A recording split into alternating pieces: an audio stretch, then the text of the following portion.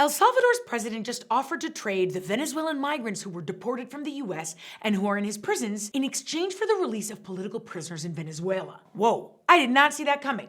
We need to break this down. El Salvador has been taking deported migrants from the United States and detaining them in prisons there, which the U.S. has paid El Salvador $6 million to do. There's been a lot of criticism on this policy, and the Supreme Court has ordered the administration to stop deportations of these individuals. El Salvador's president Nayib Bukele, who calls himself the world's coolest dictator, recently met with President Trump, where Bukele claimed he did not have the authority to return Salvadoran national Kilmar Abrego Garcia, who had been mistakenly deported. By the way, I've never heard of a dictator who didn't have the authority to do something. And the reason I wanted to talk about this is because there's some very interesting deal making going on here. Nayib Bukele is desperate for Trump's affection. Under the Biden administration, Bukele wanted to visit the White House but was never invited. And that was because the administration was concerned about the way in which he pursued his crackdown on gang violence. At the same time, the US directly benefited from that crackdown because it drastically improved safety in El Salvador, which significantly decreased the number of Salvadoran migrants coming to the southern border. So the US didn't work against Bukele, but they didn't welcome him with open arms either.